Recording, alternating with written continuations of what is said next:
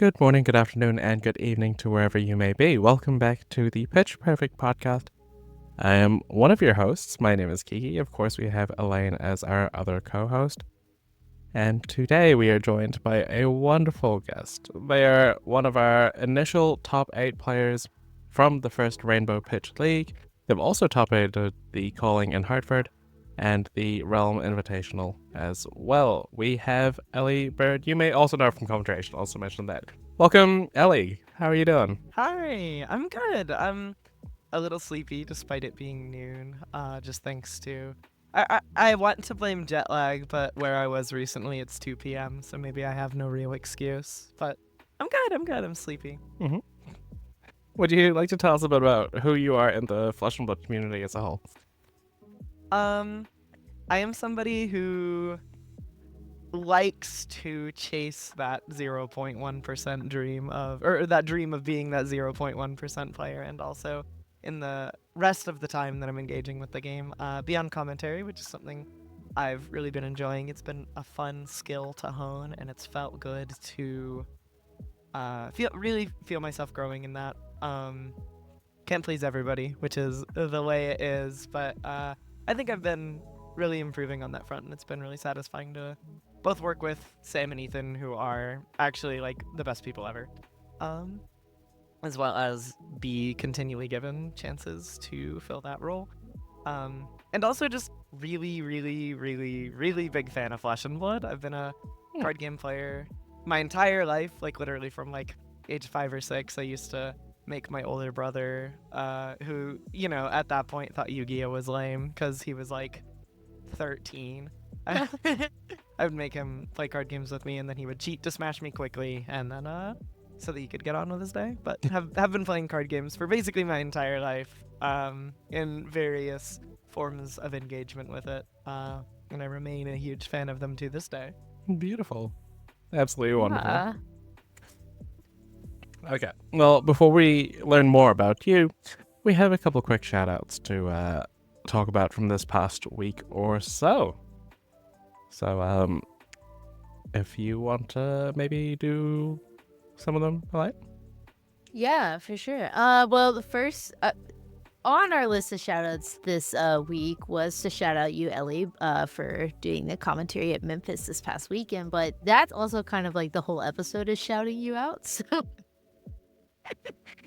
I also want to shout out Yuki for her involvement in creating the calling winning deck in Memphis. It was really fun to see. In our last episode that comes out today, the day that we're recording this, we were actually talking about how we were excited to see what Yuki might brew up this weekend. So I know Kiki and myself had our eyes on Yuki's brews going into Memphis. So it's exciting to see that become a calling winning deck. So shout out to Yuki for helping craft that.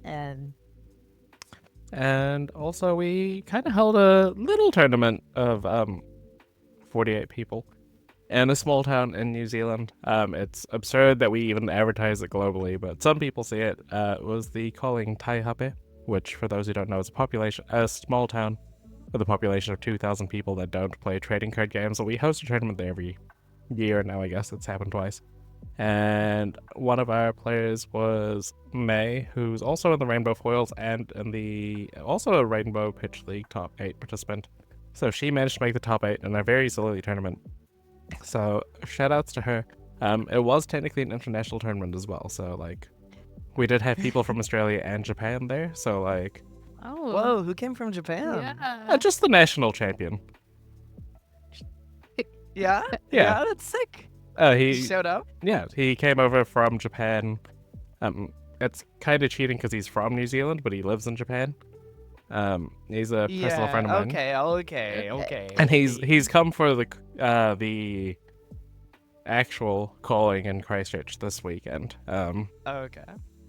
But he also just decided to come by small town New Zealand. But yeah, May did a fantastic job, also making the top 8 of that. So congratulations to her for putting herself up against some of the best New Zealand has to offer, and also some of the most casual that New Zealand has to offer. Like you, yeah? Yeah, it's a nice mix. Okay. So those are the shoutouts for the week, and speaking of the week, have we all played some Flesh and Blood, interacted with Flesh and Blood this week? Yeah, I think that you both have much more interesting weeks in Flesh and Blood because you had your little your calling your little calling that you My calling and organized. the killing. And my week in Flesh and Blood was just watching Flesh and Blood. I just watched Memphis all weekend and got to watch Elly. So you might be able to talk about my week in Flesh and Blood better than I am. It's pretty funny. Yeah. That's pretty awesome. Go on, tell us a bit about how Memphis went for you, I guess. Oh, That's sorry, you. I thought you were talking to No, Elaine no. for half a second. Memphis was a lot of fun. Commentary was great. I started like losing my voice somewhere around day 3. I had like a funny moment on coverage where I like literally choked, not like in the like metaphorical sense of choking as much as I like raised my voice to say Mr. Croft. And like just cause like vocal fry being a little strained. And then I was like failing to do like the post round ad reads because I was like, I'm sure you can go find this moment on stream. It's like pretty funny with this context. I'm sure it sounds like I'm just stumbling, but I'm literally like crying and like choking back like coughs because I'm like, oh god, I just have to get through the next 30 seconds and then I can like drink some water. But I'm on camera right now, so I can't. which was fun. Also, as far as getting to play Flesh and Blood that weekend goes, there's always an interesting dynamic at these events because I like to I just like to play Flesh and Blood. So on these weekends I'm always doing a lot of like watching people play Flesh and Blood all day and talking over it, which leaves me wanting to play Flesh and Blood after the event. So on the Saturday, I jumped into a full box sealed event that was taking place right after coverage had finished around 6 p.m. or so. But everybody in that room had been playing Flesh and Blood all day long already, so I sit down, I rip my box. As far as value goes, the box is horrendous. I believe my like best pull was a non-foil long whisker loyalty. Oh god. Built a sick fang deck, and just like jumped in. My round 1 opponent did not show up. He just wanted to buy the box and leave. My round 2 opponent did not show up. He just wanted to buy the box and leave. My round 3 opponent and I played a very fun game of Flesh and Blood in the Fang Mirror. And then round 4 opponent, exhausted, it's like 9 p.m., 9:30 p.m., comes over to me and he's like, can we just split? I need to go to bed. So that's how I 4-0'd a side event this weekend after playing exactly 1 game of Flesh and Blood. That's hilarious and also a little tragic. yeah, I was fiending. I felt a little Yeah. Sisyphean between like that and like in the mornings because we didn't start until like 11 or so for the asynchronous broadcast. So I would always try to use my free time in the AM to put calories and caffeine in my body and B, like find someone to play a couple games with me. And I had brought Fi and Aurora and like it was such a struggle. I got to play a couple games against my friend on Kano, who just like, when I was playing Fi, they just like killed me before I saw my first end step twice and then said, okay, gotta go, calling's starting. And I was like, thanks, buddy. Let me just put you in the dirt real quick before I play the actual event. Yeah. Hey, I mean, that's like maximizing the amount of Flesh and Blood I get to play in like X amount of time. We got 2 games in 30 minutes. Oh, how good. How good. Oh. That's significantly more games than I played this weekend, so you've done a great job. Boo. For my weekend, as I mentioned, we ran this tournament. For those who aren't aware, it is not actually a calling. It is a event that's so unofficial that it's run off my personal gem account and not a store. But yeah, we had 48 people, 3 from Australia, including former, current, Australian national champion in Sam Sutherland, as well as a national champion in Xavier McLean. It was in a small town in the community hall. It was very, very dinky, I guess. There's like a little community stage on there for the little theater performances. The place is kind of covered in like spider webs and cockroaches and stuff. But it was kind of great. We set it up the day before. And as we were eating dinner, I'm like, oh, there's a motel across the road. We can stay there. And then for all intents and purposes, for the government of that small area, this is a joke. But we had a look at the motel, and it didn't look great. There was kind of holes in the window, like it was kind of smashed. So I was like, Sure, I'm sure. sleeping in the venue, which people definitely aren't allowed to do, and therefore this is the joke part of it. Oh, classic joke, classic joke. Classic joke.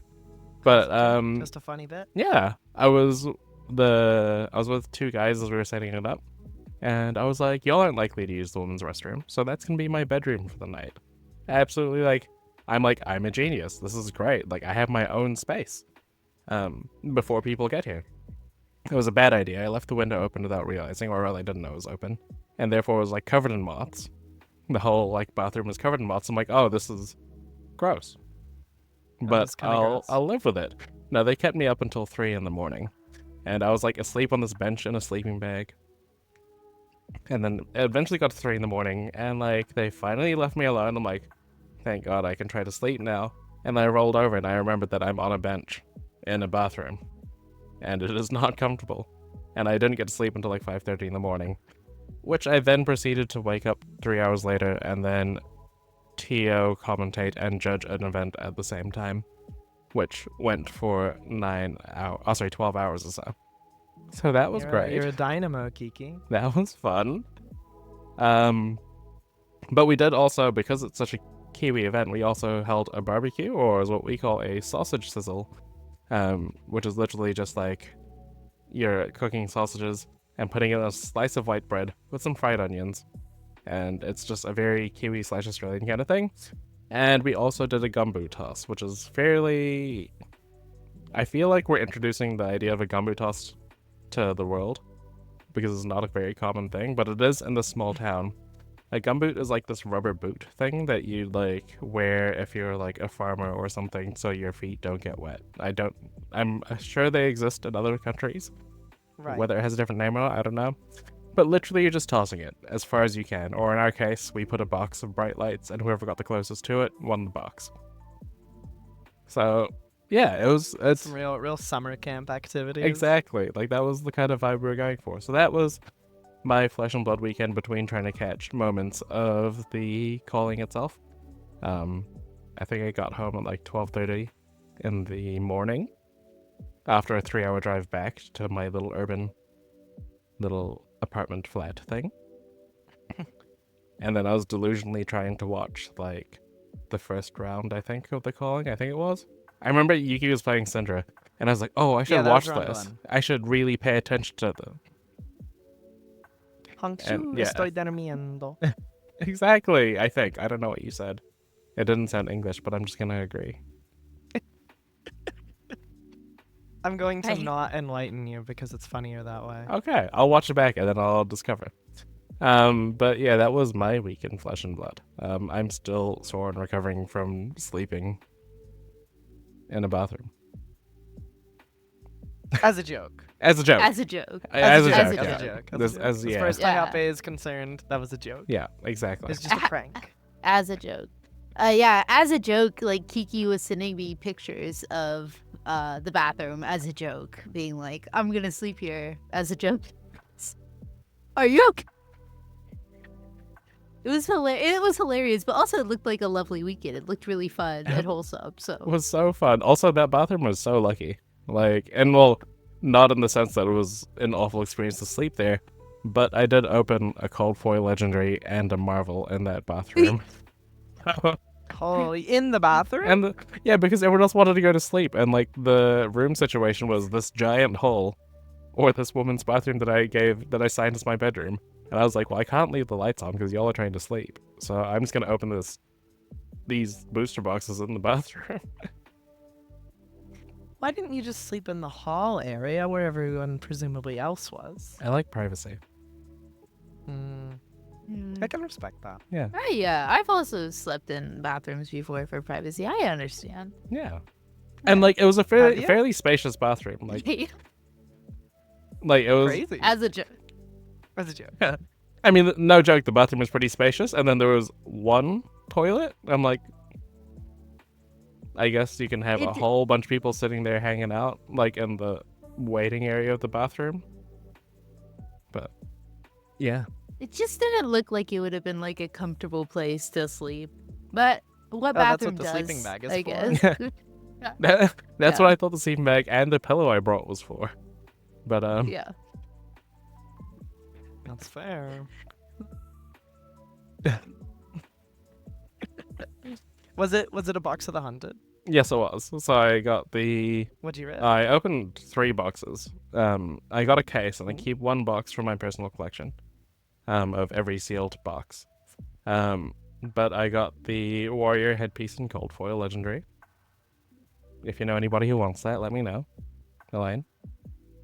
Yeah, that one and cold foil extended it. I got the rainbow foil leg legendary, the generic one, so very good. And then I got the Arachne Huntsman Marvel. Ooh, that's actually pretty sick. I'm like, Yeah. Yeah. I'm such a magpie about shiny cardboard that I like have never once in my life thought that Arachne Huntsman seemed like a fun deck to play. But I saw the Arachne Huntsman Marvel and I was like, who could say? Well, if you want me to ship to Canada, you just let me know and throw like a few That's dollars. probably more than the card itself, Kiki. Maybe. Throw it in my package, and I'm sure I'll have stuff to send to Canada anyway. That could work. Mm, If you're interested in Yeah. it, we can get it to you. Yeah. maybe. Speaking of Arachne Marvels, Sam, being the sweetheart that he is, picked up a case for the production team to split. So me, Ethan, Sam, and Nathan all got a box from this case, and my box was like kind of insane. I like sat down after coverage had finished on the final day to rip it really quick before helping everybody tear stuff down and strike. And it was like rainbow foil blood splattered vest, Marvel Arachne Tarantula, extended oath of loyalty. And then cold foil of the boots. It's so good. Dragon Scalar Flight Path. And I was How like, did you "Holy get shit, the that's best entire box I'll value of open the in my case? life." I know. Well, no, that was the thing. Sam opened a Command and Conquer. Oh my like, God. It was just a sick case. Oh my god. It was just oh a my sick god. case. I'm really jealous. I have yet to open any of the hunted because I was sick this weekend because I partied too hard on Friday. But I was Valid. sick. So valid. I ordered Yeah. so much DoorDash this weekend. My credit card company called me and Like, thought it called was you and was fraud. like, "Are Yeah, you they were okay?" like, "Is this fraud?" And I was like, "No, that's me. This is really a humbling moment, but no, that Don't was look, me. don't look. Like don't look." So I just watched Flesh and Blood all weekend instead of playing it because I was really not my best self. But this weekend I'm gonna pick some up, and I'm really excited. So I'm very jealous, and I hope I have just as much luck as you. We send you our Yeah, blessings. For sure. Yeah, thank you. I hope you open well too. Not to sound like too much of a like paid shill, but I think it's a really fun set to open. I like all the cards in it, which is kind of crazy. If you All could, of my friends have been sending me their like boxes that they're opening, the cases that they're opening. It's like the pools are actually really crazy. So Mhm. I'm really if you could open like the draconic blood spill chest piece or whatever, that'd be great. And then we can just like send packages in the other direction. You can have my Oh, cold foil yeah. headpiece that I got. I'll send you some stuff. I'm sure I have stuff I can send you to make it worth it. Just throw a bunch of stuff in there. Yeah, we'll work it out. Yeah, we'll Week work of it out. groceries, Oh, Figure it out. please. A week Why of not? groceries. I work retail. That'd be fantastic. right? There's a lot of cardboard. I'd trade for a week of groceries. Prices are going up right now. Yeah, I should be sending you a week of groceries now that I think about it. Yeah. The economy here. Anyway, I could send you eggs, but I'm a vegan, so I'm not gonna do that. it's okay. That's fine. I understand. It's like part of your personal code to like not enable Exactly. your friends to. Yeah. It's actually not part of my personal code. I do it all the time. Like, give them stuff that I wouldn't consume myself. But that's No, okay. that's fair. That's fair. What if you send me like a pet chicken to have as a pet, and then I just happen to eat the eggs? Is that Chickens are a like? lot of effort. to How am I raise. sending Is you a that chicken? That is I don't know. also a great question. I was just trying to figure out, like, does that feel more ethical? If I was, I've been if I was, denied a bag of grapes at the border, so I feel like getting a live animal across is like yeah. probably pretty volatile. If I I was to guess it gift you a is- chicken, you was- could do whatever you want with the eggs. That would be okay. To answer your question. Okay. Yeah, that's the But- that's the question. Not we're not transporting animals across borders. And if we were, for I legal just- reasons, this is a joke. As a joke. As a joke. All right, should we jump into the discussion? Yeah, so we're a Flesh and Blood podcast. Ostensibly. So, firstly, being the voice of a game is an important role. It's your job, Elly, to bring life not only to experienced players, bring the games to life rather. Not It's okay, we can run it Yeah. back. We Run it can back. run it back, run it back. okay. It's your job to bring the games to life not only to experienced players, but to make high-level play accessible to those who may be more casually invested. What does having a role like this mean to you? How important is it to you to have this role in the game and to represent diversity by being at the forefront of these events? Well, I mean, in just a couple words and maybe a little bit of an understatement, it means the world to me to get to engage with the game the way that I do.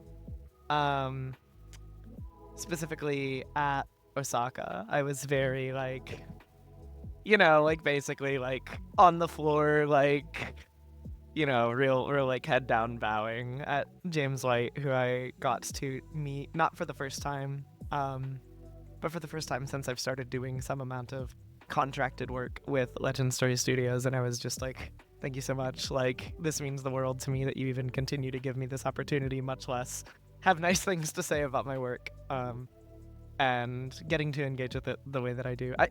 I feel very lucky in that, like, I talked a little bit about this earlier, but it's not just a job or a role to fill or something to that effect. It's very much like a skill to hone. And I think engaging in that sort of personal growth in a new way outside of like card game skill, but still a skill related to card game, is like very fulfilling. To that extent, Sam has been like an amazing mentor. I've like learned so much from him, and getting to be at like the forefront of the game's how do I put it, like public image when it comes to a lot of these like calling level events has been a blast. And to me, like, Flesh and Blood is very much about the people, so that's really like increased that aspect a lot to me. I get to engage with a lot more people who like to talk to me about coverage, and like I just love meeting people, hearing their stories, like the ways they engage with the game, where they come from. It's always my favorite part of these events, like even as a player. So having kind of a new angle with which to view the game is very exciting, very fulfilling, and I'm not sure it's something I'll ever get tired of. Totally understand. Like, it's one thing to play the game, and obviously, like, you mentioned before as well that you were, excuse me, trying to achieve the dream of being the 0.1% of players that is, like, at the top. Are we drinking Monster? Like, just, anyway. Yeah, we both Yeah. are. We both are. I picked it up earlier when you took a sip and just like silently like. But yeah, you're talking about how you want to be in the top echelon of players, and that's a difficult thing to do, but you're still finding ways to kind of enjoy and interact with the game outside of that, and it's a really beautiful thing. Especially how the game does feel so community focused, and how you're engaging and integrating yourself in the community by being present at these events. That's a really neat segue into the next question as well, which is many of us know you as a commentator, but you also have quite the history as a competitor, as we kind of mentioned at the start of the show. Was the shift from being solely focused on being an active competitor to having the sort of dual role in this community, was that shift difficult for you? I don't want to sound conceited, Mm-hmm. but it was really easy, specifically because these two things are like very inextricably intertwined. I think a big part of being somebody who is very focused and capable when it comes to commentating, not to giga glaze myself too No, much by all there, means, by but, all means. No, yeah, go but ahead. like You deserve as it. being like focused and engaged when it comes to improving at commentary, enjoying commentary, keeping your energy levels high.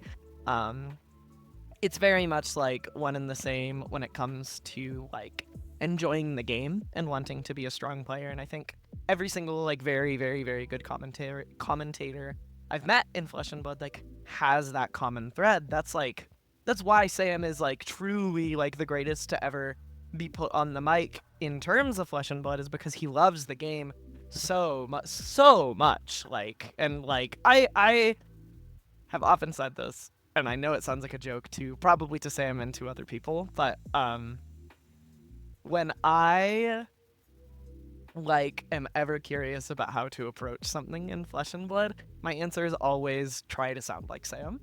And I know I've like mentioned him so many times so far in this podcast, but it's like I really do just like owe so much to him. His perspective and his mindset are very like infectious, and have been very important as like I guess like a touchstone when it comes to engaging with Flesh and Blood. And I think that's like, yeah, that's something I strive to do. I think it's very important to stay caught up with the game, stay very focused, and like engaged with the game on like a modern and up to date level. That's like the grind has like truly not stopped. Even knowing that I was like never at any point was it like in the air that I would be playing Calling Memphis. I spent the 2 to 3 weeks leading up to it working a lot on decks for the event, testing for the event, finding what I thought was like the best possible choice, trying to understand the meta game that would start to form at that event, and completely failing to predict that Syndra would be the best deck. I saw Yuki working on that deck. I helped her with it a fair bit. But like, to be entirely honest, I was skeptical, and that's why she's the one that's top 8 at Worlds and I'm the one that's in the booth. But I was skeptical. You know, my thoughts were, how does this beat Kano? How does this not just like fold like a crumpled piece of paper to disruption? And a very similar deck list ended up winning the calling. Yuki had a really strong day 1. Wasn't super happy with her day 2. I think she's had a bit of a tough run recently, but that is the variance in card games sometimes, as heartbreaking as it may be. But I was definitely skeptical of that deck list, and then it went on to win the calling. Which, you know, can't always get it right, but there was a lot of grind leading up to that event, and that's something I try to do all the time, is just like stay focused and engaged and excited. So the transition from more of a player to more of a caster hasn't been too difficult, and I intend to try to carry this energy to London, which I am competing in, not casting. Oh. Yeah, I mean, you said a lot. And you said I don't want to like glaze myself too much, but but I would just say that you 100% deserve to, and you give a lot of praise to Sam, and Sam definitely deserves it. He is like an incredible caster, and I think even just like watching his cast when he first came on the scene and started casting, like watching it as a viewer felt very inspiring because he's just so knowledgeable, so passionate, and infectious, as you said. But I would also like to say that like when you started casting events, I felt that same thing for you. Watching you cast events too, like you're just so smart, and you understand the game and matchups and decks so intimately, and it is just wildly impressive. And I like at the beginning of this podcast when you said I want to be in that 0.1%, like in my mind you're already there. That is how I view you. I had that thought when you said that. I was like, what?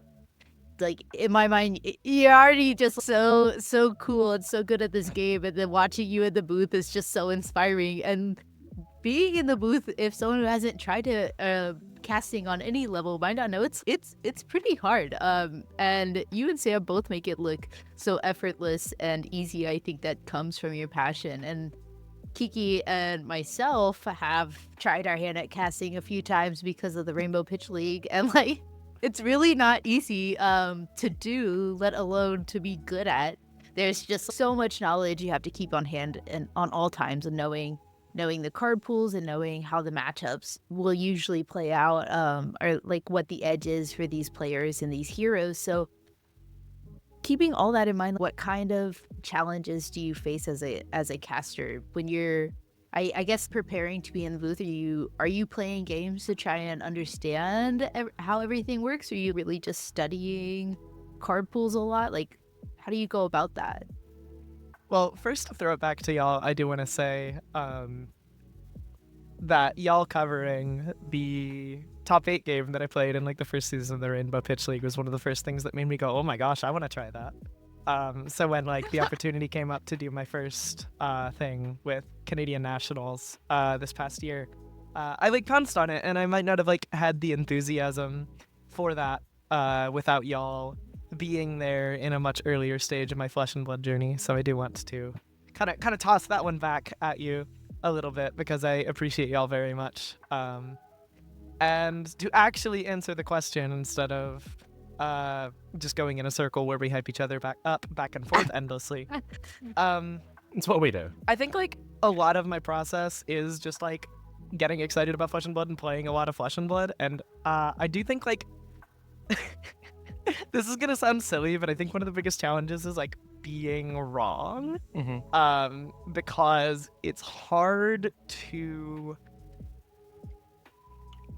there's a very like show must go on mentality about it that I'm trying to internalize, that I like am not very good at. Something I think I do too much as a caster is correct my co-casters. I think it comes across a little bit nosy.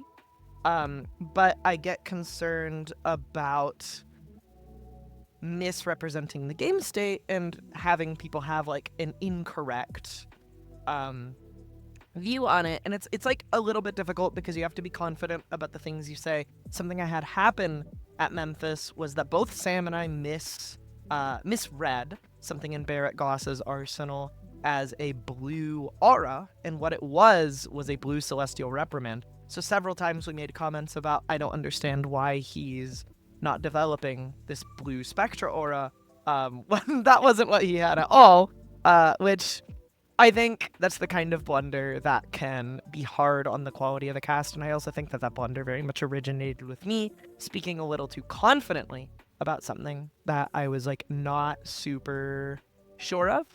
So I think there's kind of this like line to walk where it's like you don't really want to be too confident about something you're not sure of, but you also don't want to be wrong, basically. You know, it's like you have to avoid being wrong, but you also have to speak with confidence, and I think that like finding the middle ground is very, very, very hard. I'm nowhere near good enough at it yet. I think it's something that basically everybody in the booth will struggle with for some amount of time, and it never goes away forever. It's tough. It's tough stuff. That and I get too excited sometimes, like in complete earnest. That's another thing. There's a lot of like overcorrection and undercorrection in being a caster that I've been like learning from. Vocal crutches are a bit of another thing. I think like if I were to like really isolate the like challenges of like being a caster, I think like in a few words, it was like vocal crutches. Something I said way too much was that every single time Sam or even Brody at my first event would tee me up, I would say absolutely, and I think I watched back my first broadcast. I think I said it 100 times, which is awful. Like it's just not good for like the people watching at home. It's not good for viewership. Like it's not good for like good structure to your sentences. But when you have that touchstone, it's like very like on like what you want to say. It's like very hard to give that up, and because you have to make like a conscious effort to not be saying these things. Also, getting too excited in multiple ways is a problem for me. First, we kind of have to give ourselves somewhere to go, which is maybe the most reiterated point of feedback that Sam gives me, which is that, like, if I'm popping off on turn 1 of a 15-turn game, that is a stressful viewing experience for everybody at home, because there isn't really an up or a down, meaningfully, if I'm, like, super excited from the rip. So, like, a challenge for me, and something I'm really just not that good at yet, is even if somebody starts off sick with, like, double saver bloodshed, kiss of death, like, flick it, draw 2 cards, keep going, like, I just have to be like, yeah, that's a very strong start to this game, Sam. Instead of doing what I do now, and going, holy fucking shit, this is the coolest thing I've ever seen in my entire life. So that's definitely like something I think I have a lot of room to grow on. Yeah. So not correcting casters, avoiding vocal crutches, and not over or under correcting, I think are the big things I struggle with when it comes to like various issues. Yeah. As a, Yeah. you go first.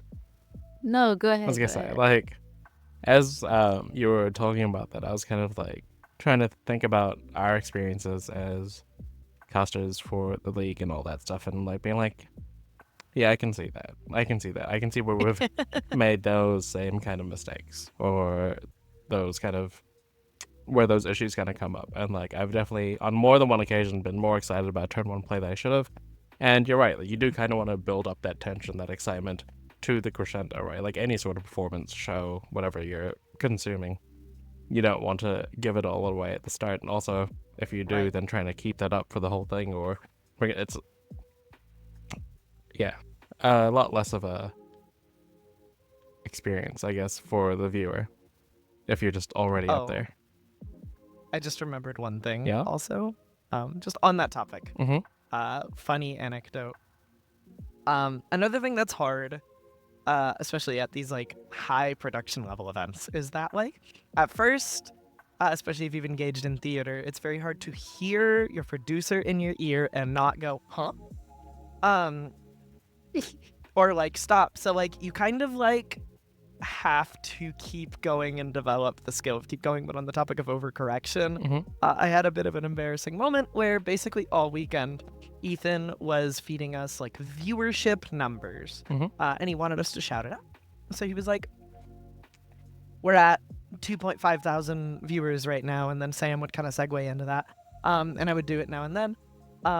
And so kind of an overcorrection of the not stumbling was I started to develop the habit of he says something to me, I fire it off, and then at one point, just in a moment of excitement, Ethan goes, oh my god, guys, we're above Worlds right now. This is the most viewed like Flesh and Blood cast of all time. And then I was like, and thank you so much to everybody who's watching this. We have more viewers than Worlds right now. And he's like, which was very funny. I did catch that, actually, funnily enough. I was like, huh. Ethan just in my ear was like, don't.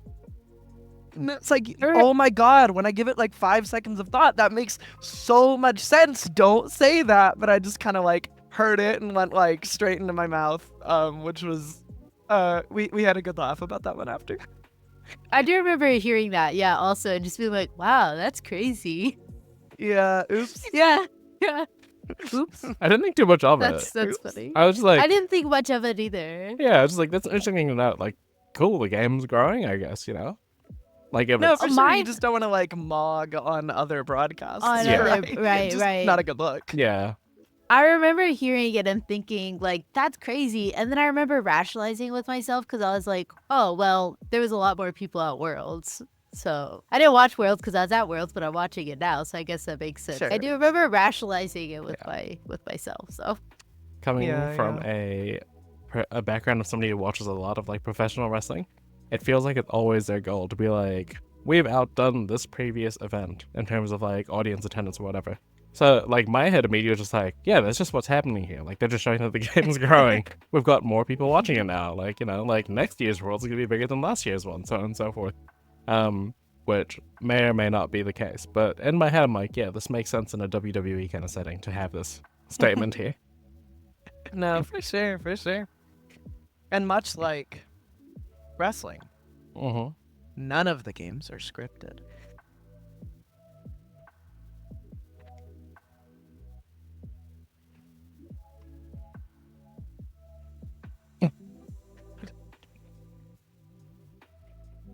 How do you still have a straight face? I don't know. Anyway, I'm not sure this is something I can. maybe it's fine to say this one publicly, but I do It's remember. fine that like- we can edit it out if not. Sure. At Portland, friend from the California area, mutual friend of my friend Zane, just like heard me kind of like running my mouth while we like played some games of Flesh and Blood, and he was like, "How do you have such an effective filter on broadcast?" And my answer is just 18 years of being a closeted homosexual, baby.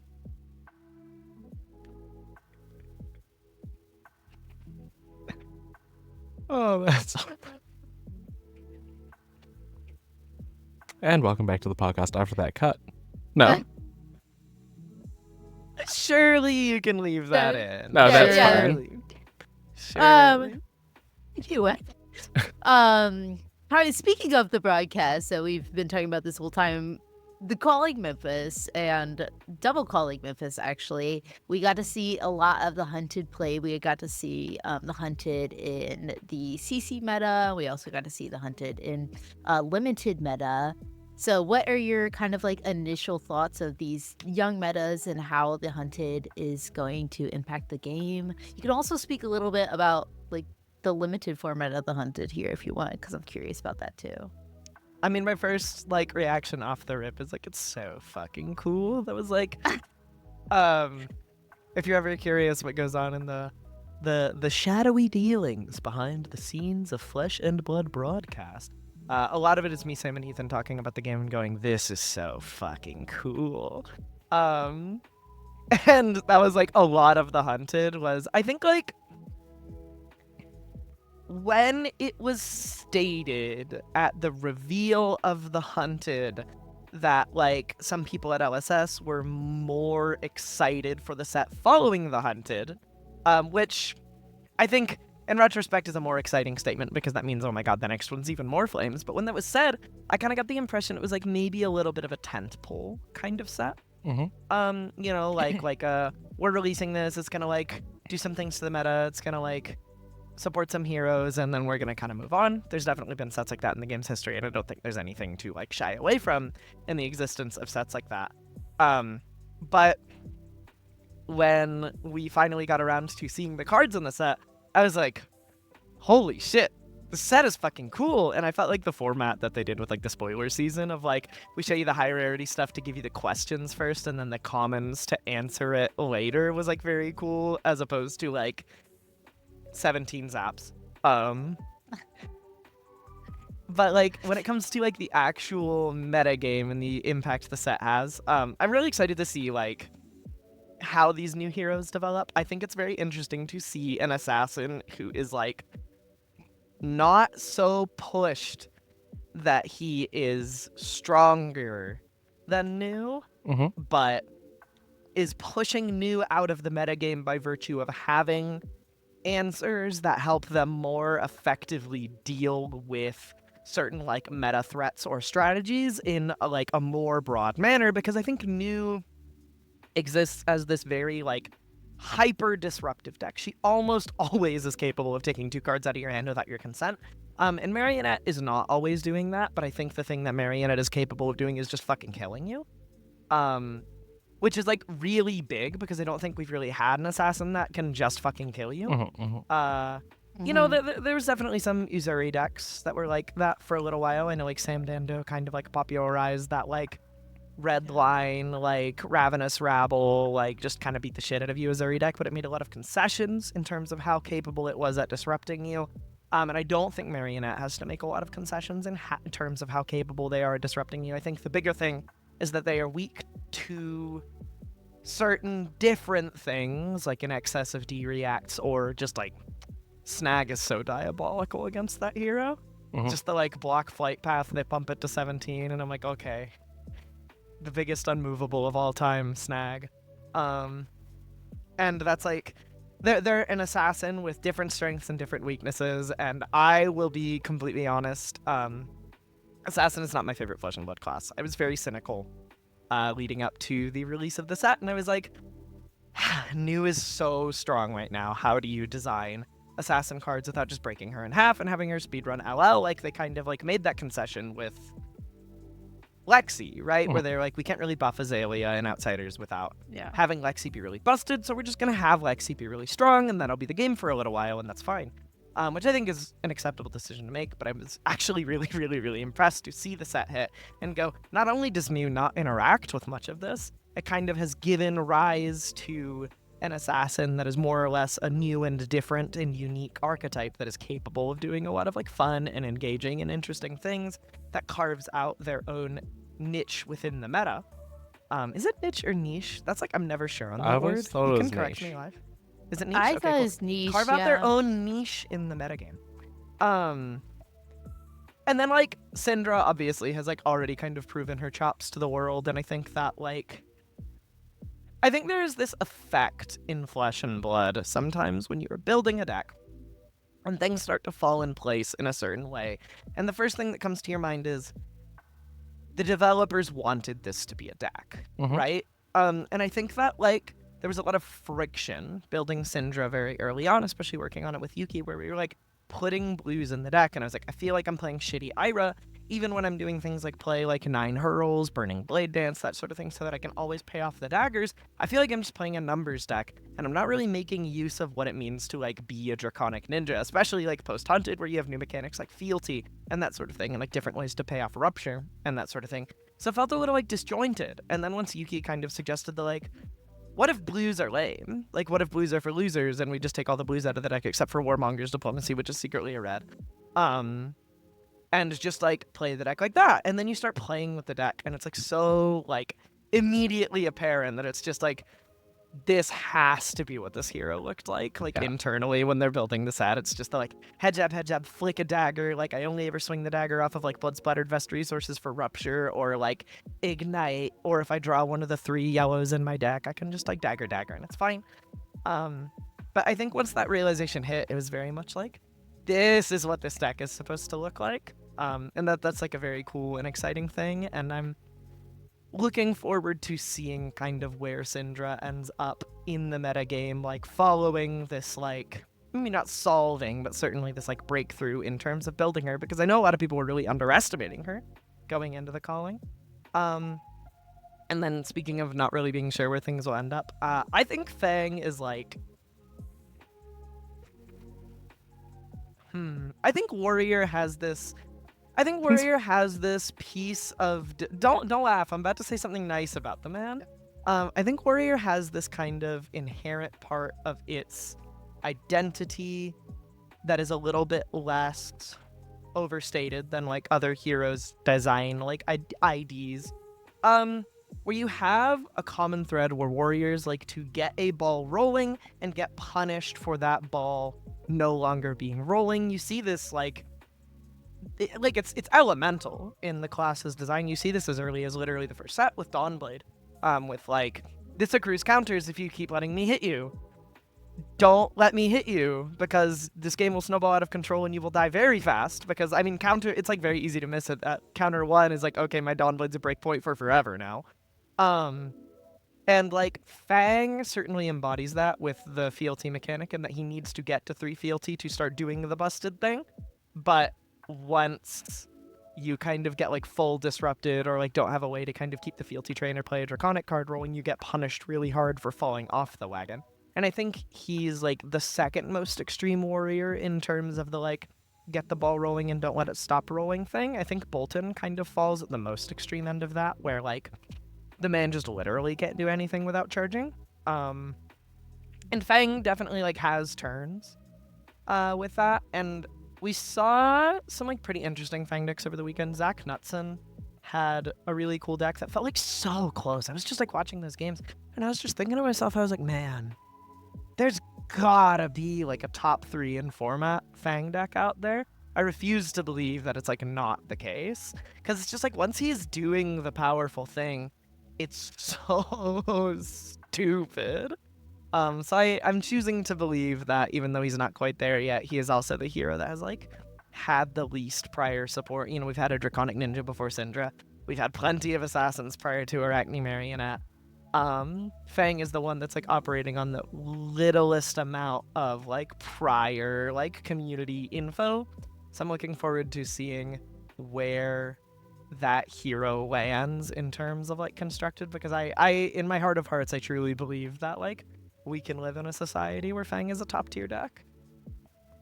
Just expanding that idea, but I was speaking to some friends this past weekend about the warrior class in general and how they almost feel like there's 4 different classes within the warrior class. Like you mentioned, they all have the similar idea of wanting to have a snowball kind of endgame kind of situation, but like the cards all apply differently, and part of that, we reckon, is due to the fact that the weapons are quite different and do have different support things. It's like the Dawnblade support is very kind of sword heavy. Then of course you have the axes, which are a different thing altogether, like the hatchets kind of situation, and then now you have daggers as a thing between this, and each of them have these super powerful cards that are all very niche. Specifically, like you have Not niche. not niche, but very niche. Like all the support in this set is like target dagger attack gets this, target the pos X, whatever. And yeah, that does make it a lot more difficult for Fang to have the support from previous sets, because there's not as many generic plus generic weapon bonuses in Warrior, despite the fact that it's the same class. And then of course Bolton is just completely out of left field and has nothing to do with the rest of the Warriors And altogether. that's why he's the coolest, obviously.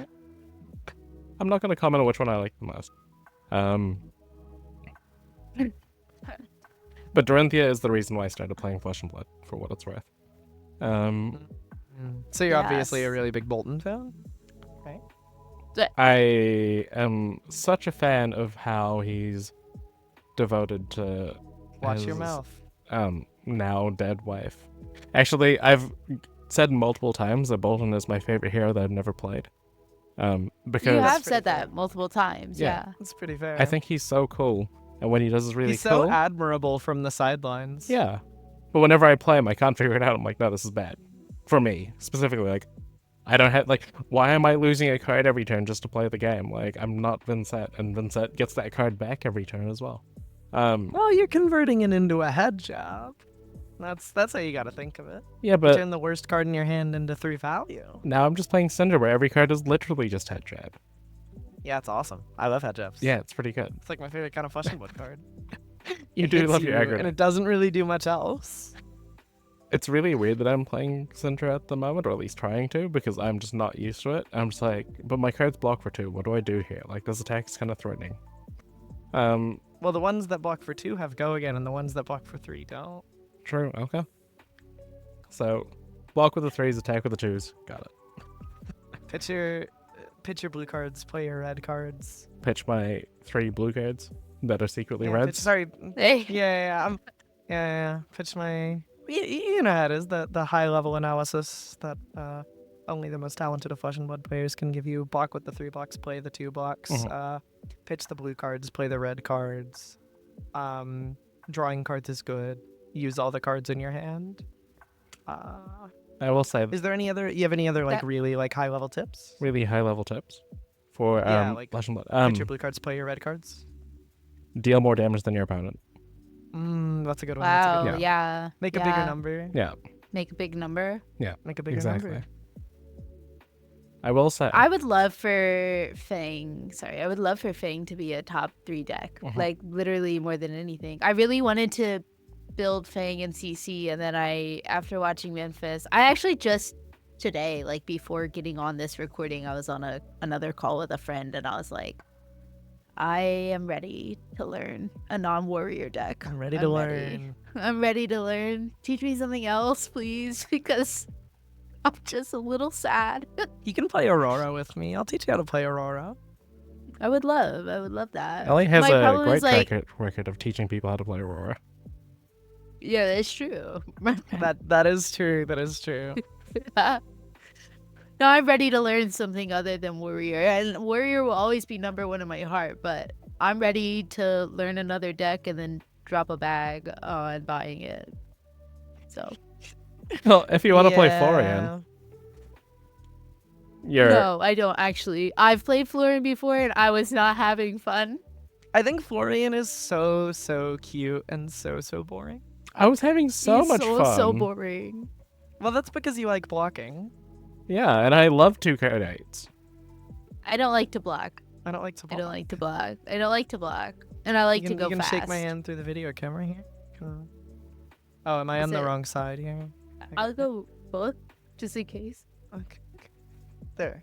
Handshake. I hate blocking.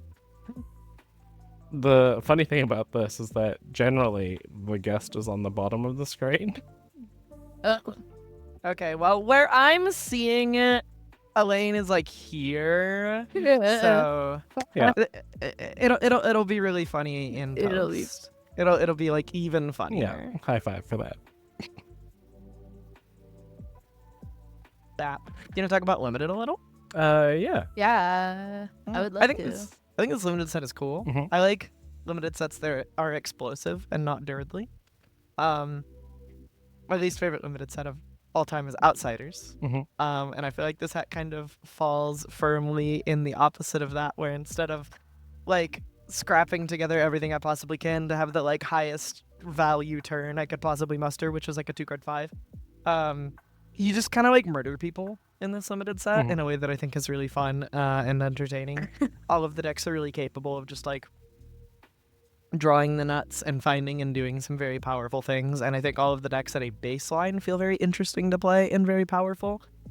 And there's also just some like cards that are like very effective signposts by virtue of being really stupid on rate.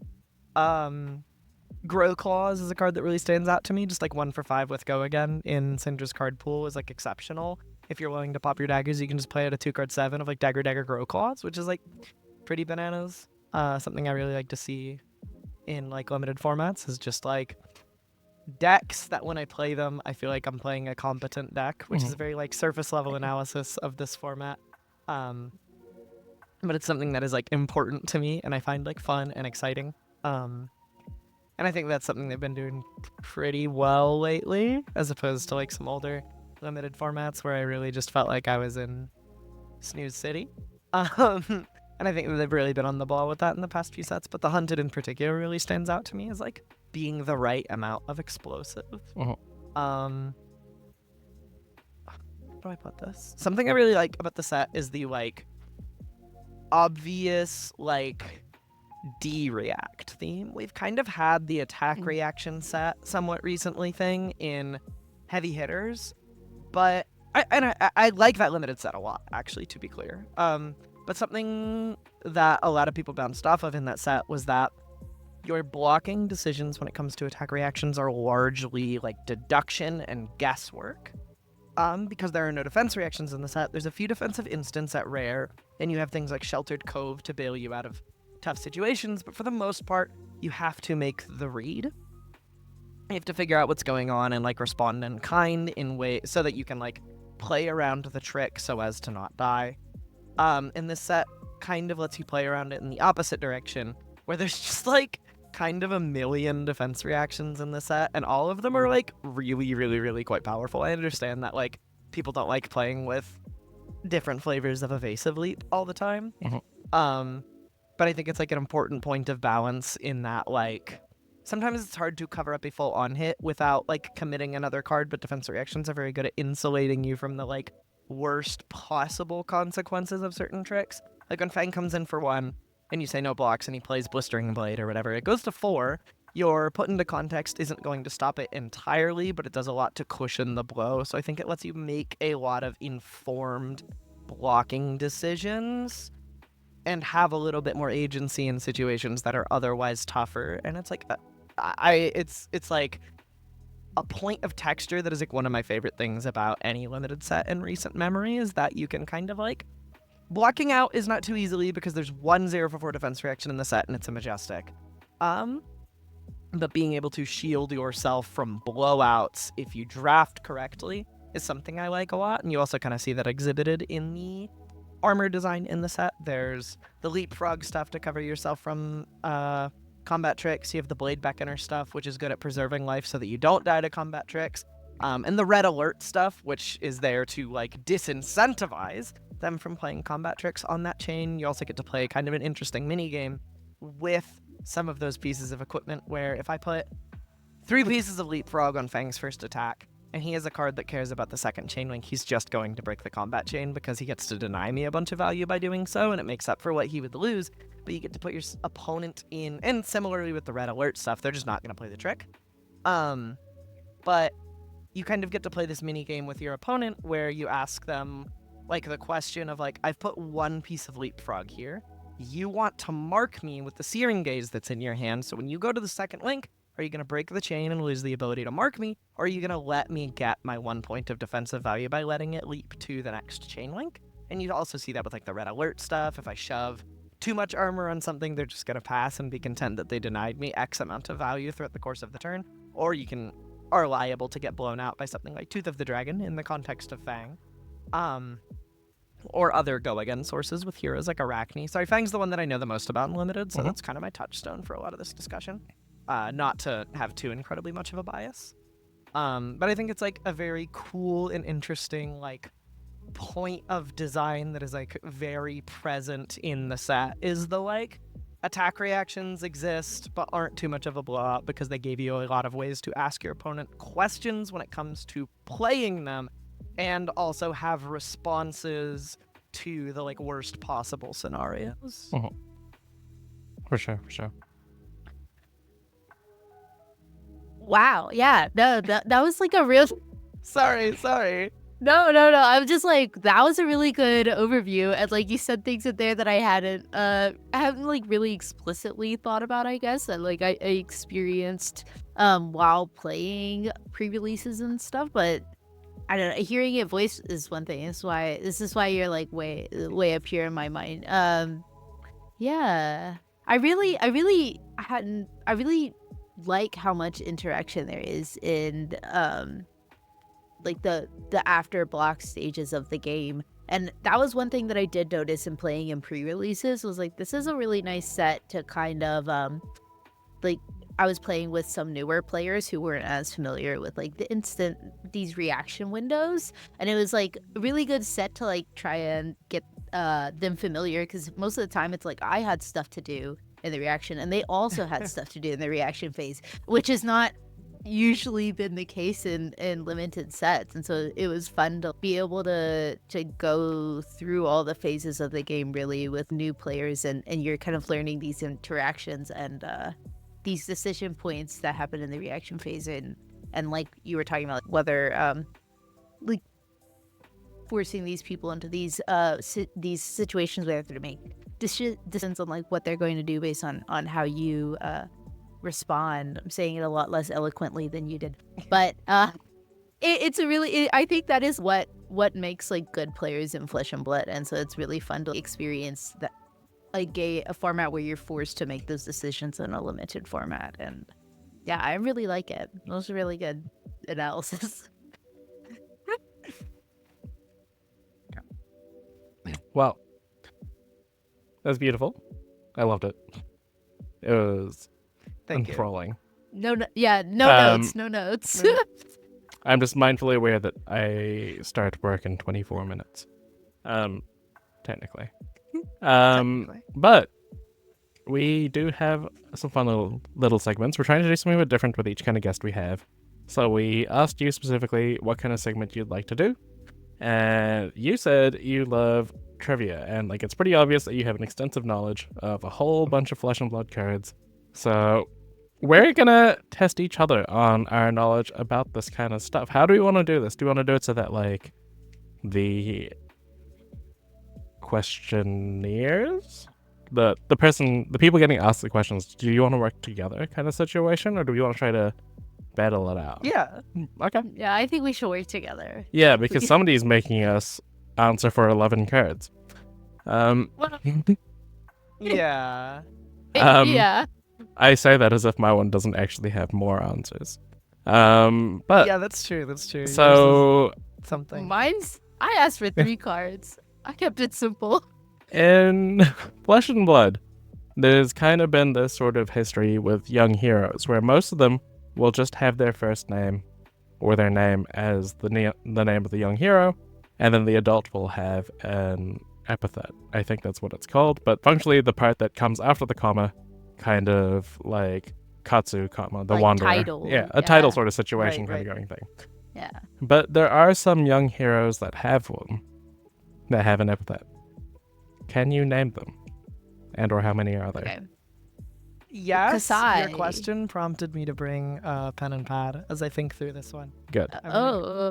Let me grab one. I have one here. So, there's none in the first two sets. Correct. You have the Welcome to Earth heroes and the Arcane heroes, and then you get your first ones in Crucible. You have Elaine said Kasai, Centauri, Sellsword. yeah. Um, You have Cavdine, Trader of Skins. I was gonna say Captain Yorick has one, Oh, yeah, right? Yorick. Doesn't- Weaver of Yorick, Tales. Weaver of Tales. I think does Melody also have one?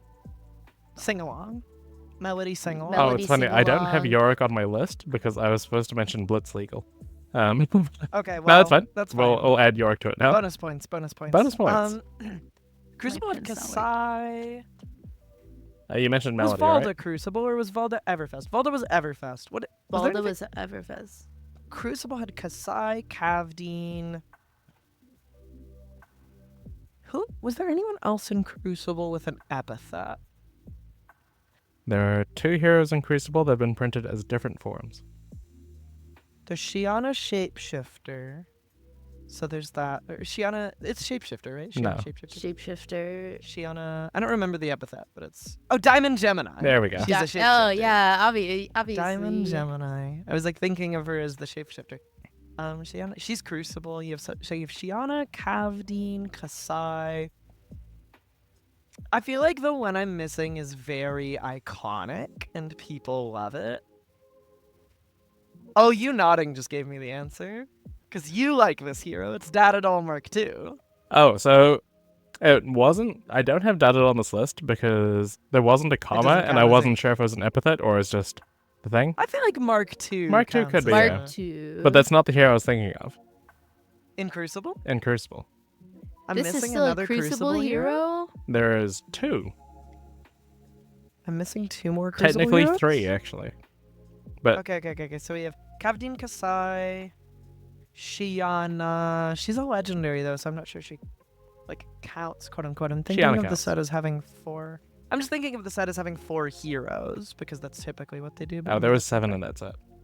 I'd say Crucible was supplementary, so it had a I'm so lot. fucked. Are you counting Ira? Yes.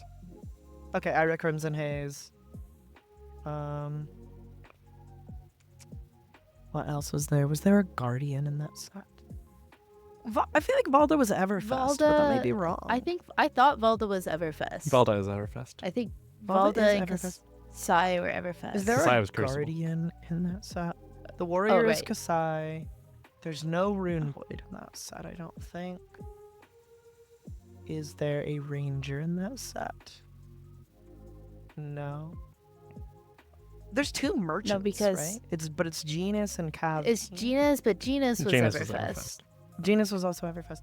There's 7 heroes in Crucible? Holy. Wait, I thought I had this one on lock, but maybe I'm fucked. Okay. Ira Shiana, Mhm. Cavdine Kasai. Ira Shiana, Cavdine Kasai. There's no Bard. There's no Warrior Ninja. Benji? Yep. Benji, Piercing Wind. I didn't think Benji had an epithet. I thought of Benji, but Guardian. oh shit. I feel like there's no Guardian in that set, but maybe I'm wrong. So yeah, at this point in history, all the younger heroes with an epithet didn't have an adult hero. Yes. And that was kind of the thing, That's is that young heroes that have an epithet don't have adult heroes. They did have to change that at some point. They changed that with Prism, I believe. So There's still one okay, more in 5 Crucible. heroes deep on this set. Oh, there's one more. Well, because of Ira, you're at 6. One Sure. more in. So in there's- Crucible. There's one more in One Crucible. more in Crucible. Okay, let me think my class. Warriors Kasai. Guardian. I don't think there's a Guardian. Ninja is Benji. Brute. It's KO. Is that all of them in Crucible? It's all of them in Crucible, and he and Kasai were the ones were printed with different forms later on. Yes, they got adult forms. So then, which was interesting because when they printed adult Kasai, they actually kind of backported a little bit and printed Kasai no epithet. They did the in same with Blitz. KO as well. Same thing with KO. Yeah. Yeah. in heavy hitters. So then we have Monarch. There's no extra young hero in that set. Aria doesn't have one. Everfest has Genus What You Need. Not an And epithet. Valda, not an epithet. And that's Valda just his Bright name. Axe, also not an epithet. Mhm. So then there's Bravo Star of the Show. Not a young hero. But I think you mentioned That's- young yeah. heroes.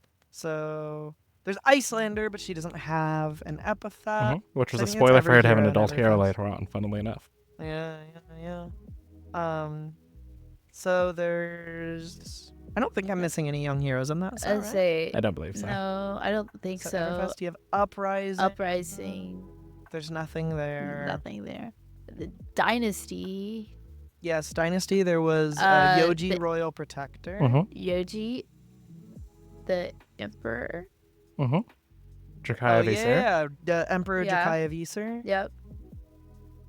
Yoji Emperor. I'm not taking notes, I promise. Yoji Emperor. Is there anyone else in Dynasty? There was just Arachne, I think. I say I think it's just Arachne from there, right? just There are 3 different heroes, yeah. Okay. So it was Arachne, Yoji Emperor. Mm-hmm. And then following that, Which Arachne, we though? have...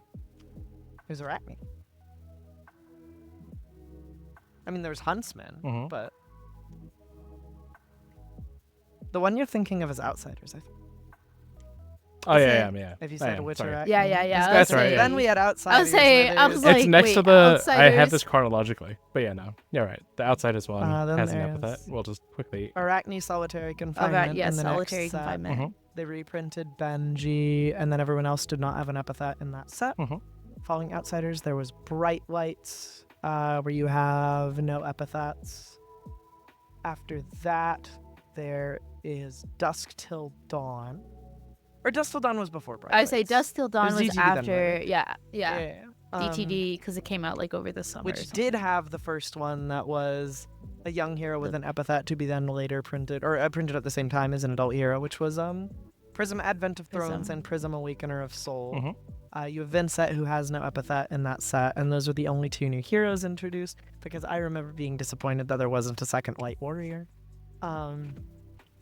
The next set after that was Bright Lights, which we went over, and then after that it was Heavy Hitters, which had the KO Kasai thing we talked about. Right. I think I've just hit them all, haven't I? Am I missing any? There's a fairly recent one, and then one more supplementary product one. One more supplementary product one. Okay, let me lock in. Okay. Wait. Unless you Young mentioned heroes. So them already, after and I didn't realize. that was Mistveil, and then Oh, Enigma New Moon. Oh, I missed that one. Whoops. Okay. That's Okay. also. I'm not sure if Dash Bonus points. the base counts or not. Oh, I did forget about Dash Database. That probably counts. Yeah. We can call that If one we- some yeah, if- Jeopardy help. data. Dash If we database. count the data doll, then I think. So, is there anyone else that was revisited? There's Prism Dash.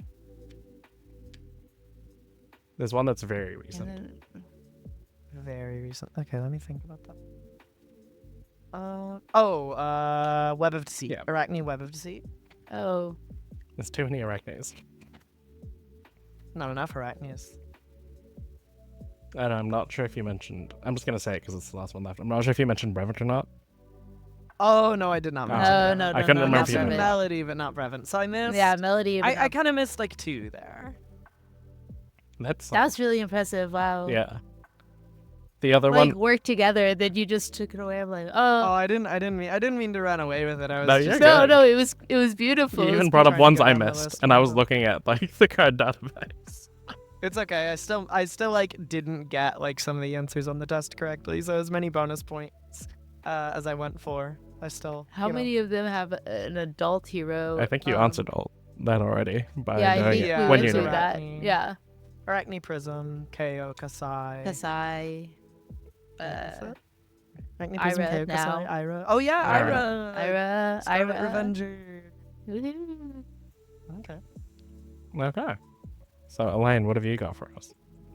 Oh, my question was really not as long as that. That's not a bad thing. I just asked for 3. I just asked for 3 cards. There are only 3 cards in Flesh and Blood that have like a 5 or more value block, and are also have attack value.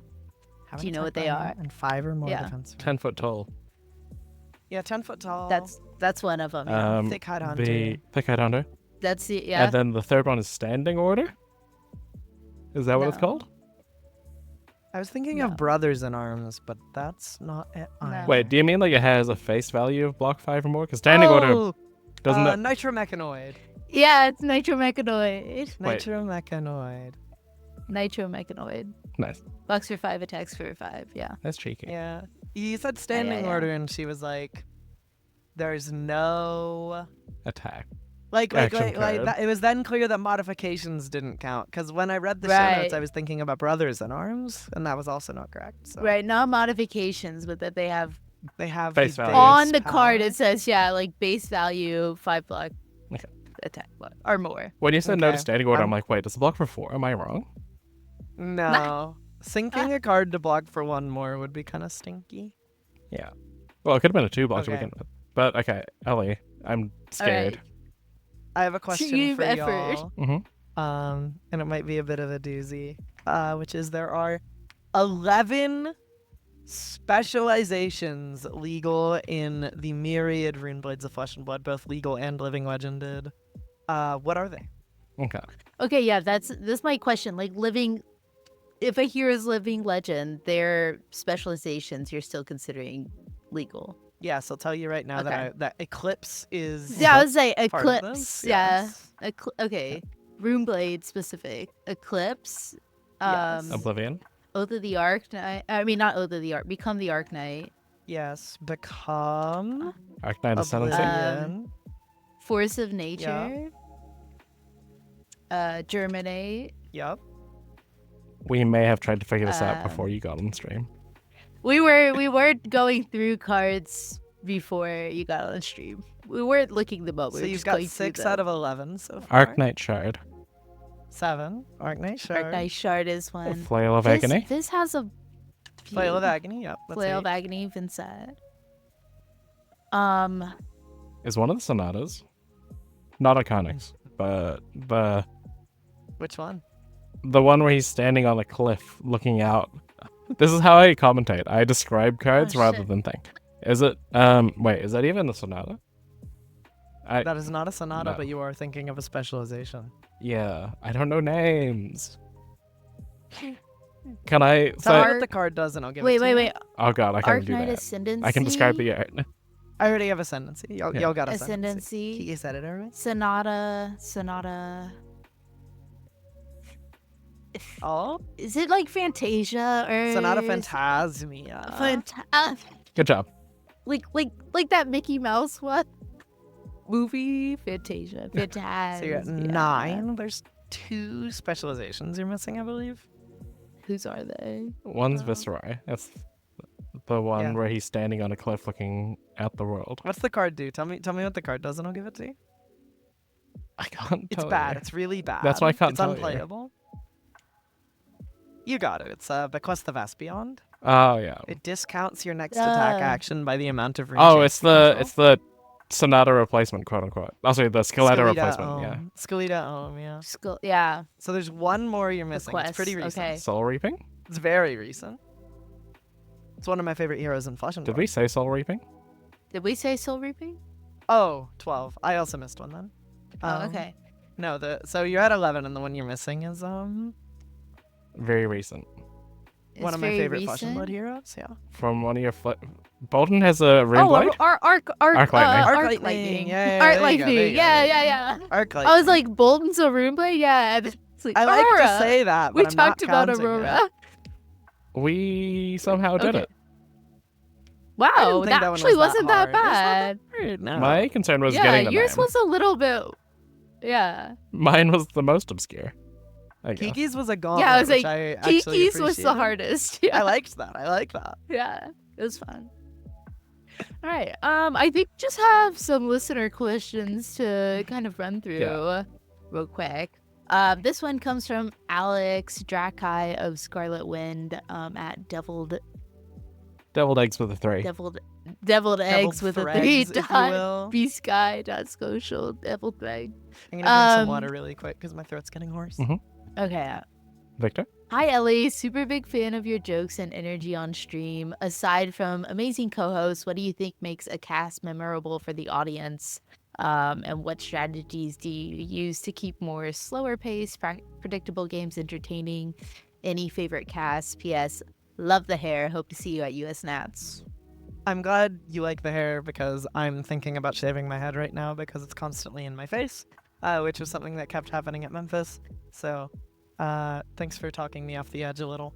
How do I think what makes a game memorable is like ultimately just like a really sick game of Flesh and Blood. That sounds like boring or like too simple of an answer, but I think it's just like very true. I think like our job as commentators is to elevate the experience, but we can't, we're not there to create something that isn't there. I think like really good example of this was Eugene's insane Reiner game, second to last round, day 1 of Memphis. And then also immediately following that, there was like Aaron Cutbirth's Dio's Endgame, where it was a 10-turn game, and for 8 of the 10 turns, he controlled a null time zone with Energy on it.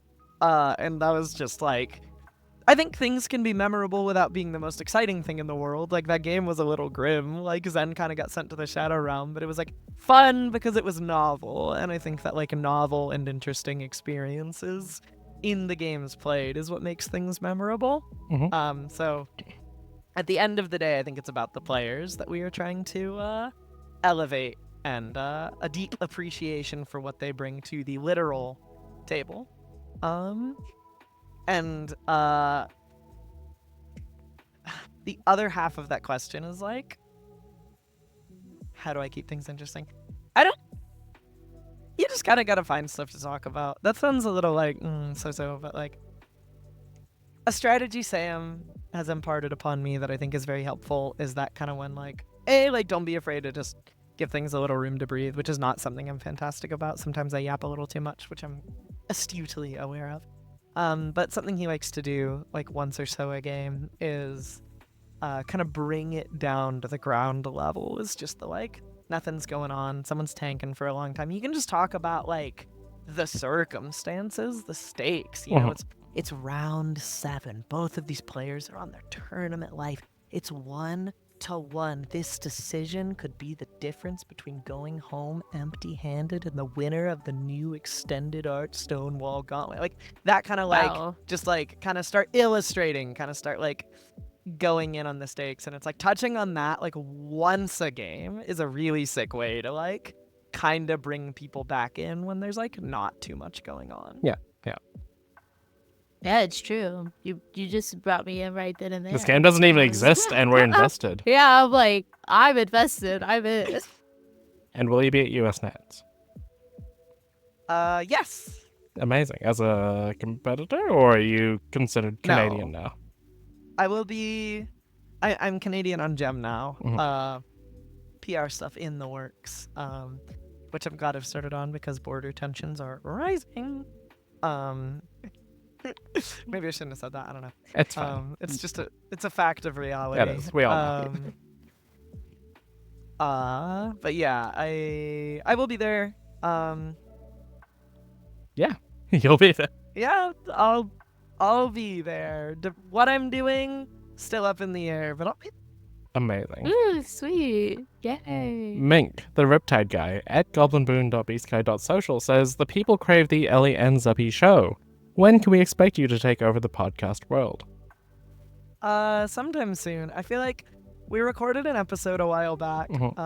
Zoe was having a hard time at the time, and it just kind of never got like published, which like is not her fault that we have not gotten around to it since, because she has shown initiative and I've been the limiting factor in terms of being a little tired or busy. So I want to do it is the answer, and I would like to get to it soon. And maybe with how much fun I've had here today, I'll jump on that sooner rather than later. Yeah, for sure. You have Yeah. so much charisma for it, and it would be so much fun. I reckon. Just a little bit silly, probably, is my guess. But that's not a bad That's thing. the goal. Yeah, That's the goal. exactly. Love being a little bit silly.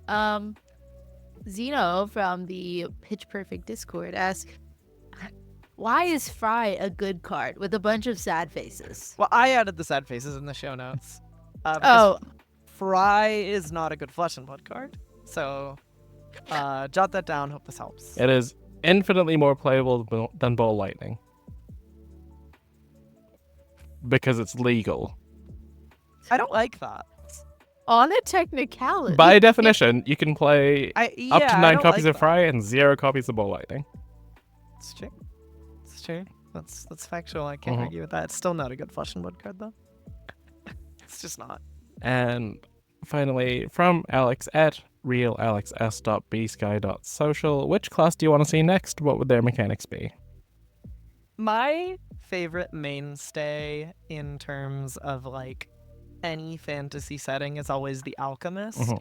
And now that one's in the lore book, Mhm. so I would really like to see it like not be a UPF thing like Bard has turned out to be, Yeah. and or like people suspect Cleric might be. I would like to see it be a fully realized and entertained concept in Flesh and Blood. That's always my favorite thing is mixing potions and like weaving magic into your items as like tools with which to solve problems. That's like Mhm. always my fallback class if I'm playing a tabletop RPG is like, is there an alchemist in this game? If not, can we like flavor whatever class I'm playing as one? So that's what I'd like to see. I'd like to see some items matters stuff and maybe some mechanics involved to offset the blocking downside of having to include a million potions that don't block in your deck. So Super valid. Yeah. I mean, if you did want to play a class that has a bunch of items, I might know of one. I can't think of one. Somewhere. It's unfortunate. Somewhere. It's unfortunate. Maybe. Well, doesn't exist. Doesn't exist. Oh, Not to me. all right. Well, sadly, our time here has come to an end. This was so much fun, though. Genuinely. Thank you for coming on the podcast. Yeah, thanks for having Our me. listeners, in case they have never heard of you before, aside from the Flesh and Blood stream, where can they find you? I'm on Twitter, but I don't use it much as at blossoming thing, all one word. I'm a little more active on B-Sky, but not much. Doing a little bit of like a social media detox, especially as like I increase my role in like being a public face. I think it is just generally healthier to not engage online that much. But I am on B-Sky as Ellybird, just all one word, ELLYBIRD.bsky.social. And then if I finally cave on the podcast thing, I'm sure I'll post somewhere about where you can find me. And you can also find me in the booth sometimes at Flesh and Blood events. Watch coverage. It's good. It's fun. I was It's good. going to say, as soon as that podcast comes out, you can probably assume that we'll shout it out on our podcast at some point, like fairly soon after That's- that. Well, that's so easy then. Just keep watching the Pitch Perfect pod. Exactly. It's that easy. It's that easy. It's very true. We do try and shout out new podcasts that pop up around this community that we want to support. So it would definitely be one of them. Oh, yeah. Kiki, where can the people find you? Now it seems like I'm copying Elly. You can find me on bsky at kikibird.bsky.social. That's very similar, but it's not my actual name, unlike Elly's. Oh yeah, that is a question. That is my actual real last name. That's not a pseudonym. No, unlike me, who just like, which is the whole reason why that exists. But yeah, you can find me on bsky at kikibird.bsky.social. Technically, I'm on Twitter still, but mainly just use that for wrestling and basketball news now. But that's at kiki_la93. And of course, you can find me here. But you're already watching or listening to that, so you don't need that one. And Elaine? Fair enough. And I have a Twitter account that I haven't posted on in probably months. But I'm more active on Blue Sky over there at Ham on Tree. That is my actual, also literal last name. It's 3 words, ham on tree, like bacon on bush or pork on shrubbery, whatever you prefer. But yeah, that's where you can find me. Thank you so much for being here with us today, and thank everyone for listening. And yeah, as always, see you next week. Goodbye. Bye.